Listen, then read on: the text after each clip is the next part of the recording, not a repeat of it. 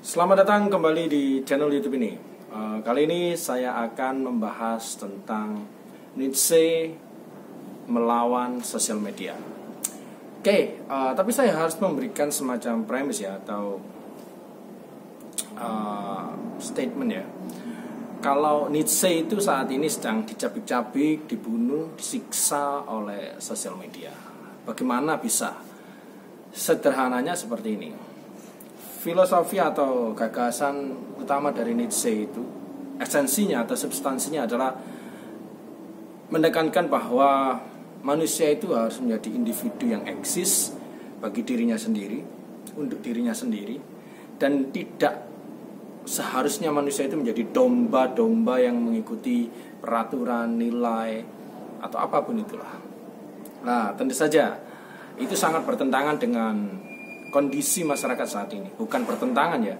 Jadi gagasan Nietzsche itu menjadi semakin dimatikan oleh kondisi atau realitas masyarakat saat ini, yang justru masyarakat yang seperti domba-domba atau kambing-kambing yang suka bergerombol, berkerumun, ya suka melakukan hal-hal itu bersama-sama, saling mengikuti dan sejenisnya.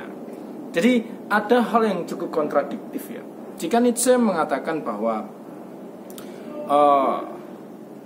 dunia itu adalah suatu gagasan kosong, di mana nilai itu sebenarnya tidak ada nilai yang natural.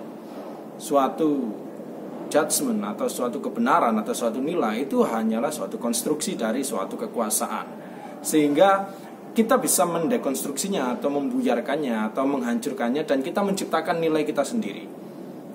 Itu adalah substansi atau esensi dari kebebasan. Oleh karena itu yang dimaksud nihil itu adalah bahwa segala hal di dunia ini itu cuma nihil. Anda bisa mengisi kenihilan atau void itu atau kekosongan itu dengan kekhasan diri Anda sendiri. Makanya Nietzsche menekankan pada will, kehendak kita. Kehendak itu artinya bukan follower. Kehendak itu selalu mengikuti insting, mengikuti intuisi personal, bukan intuisi kelompok. Kalau intuisi kelompok, Anda jatuhnya pada nilai-nilai moral yang sudah ditetapkan sebelumnya. Contoh misalnya, sebelumnya ditekankan suatu nilai bahwa berpakaian itu harus pakai kemeja, tidak boleh terlalu terbuka, tidak boleh terlalu ketat. Anda ingin menciptakan pola Anda sendiri bahwa Anda ingin berpakaian terbuka, pakai baju ketat, sesuka Anda, itu nggak masalah bagi Nietzsche. Itu adalah esensi dari kebebasan, dan kebebasan adalah esensi dari eksistensialisme. Maka bisa dikatakan bahwa Nietzsche itu merupakan salah seorang, ya saya mengatakan salah seorang ya, bapak dari eksistensialisme. Karena eksistensialisme itu topangannya, gagasannya, pondasi berpikirnya itu selalu dikaitkan dengan persepsi atau perspektifnya Nietzsche.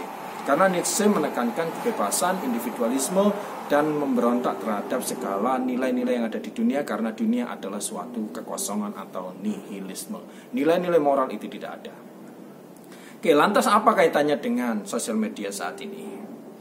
Sederhananya, sosial media saat ini itu memang menekankan suatu pola eksistensialisme. Setiap orang ingin menampilkan dirinya.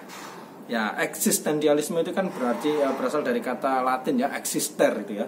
Exister itu berarti to stand atau standing, berdiri. Jadi manusia itu adalah satu-satunya makhluk hidup yang merasa bahwa dirinya itu tidak ada. Berdiri itu merujuk pada ada ya. Ketika Anda berdiri, Anda menunjukkan bahwa Anda ada. Nah, maksudnya seperti itu. Nah, tadi saya mengatakan baru saja, manusia itu satu-satunya makhluk hidup yang merasa bahwa dirinya tidak ada, sehingga dia harus eksis untuk menunjukkan bahwa dirinya itu ada. Contoh kayak gini.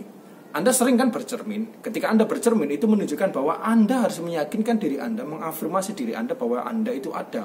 Dan Anda mulai menunjukkan bahwa oh ternyata saya itu tampan dan berani.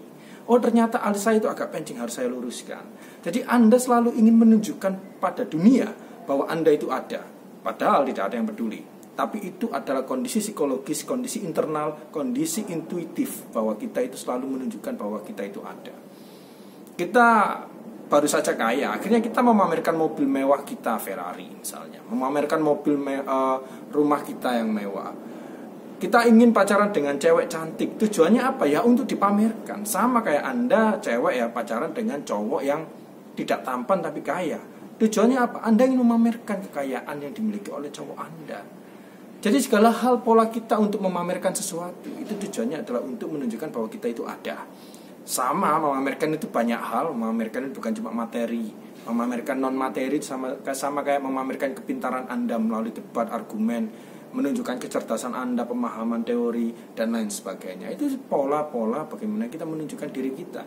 Jadi ketika kita menyerap dunia itu bukan untuk diri kita, tapi untuk ditampilkan ke publik. Itu adalah cara kita eksis, cara kita menampilkan diri kita. Terutama dalam masyarakat ya, dalam bersosial kita itu pasti selalu ingin menunjukkan apa yang kita miliki. Dan itu mutlak. Kita kembali pada kasus paradoks mengenai sosial media ya. Bagaimana suatu eksistensialisme itu justru mengkhianati pemikiran Nietzsche. Inti utama dari pemikiran Nietzsche menjadi eksis dengan membawa kekhasan atau eksklusivitas dari setiap personal.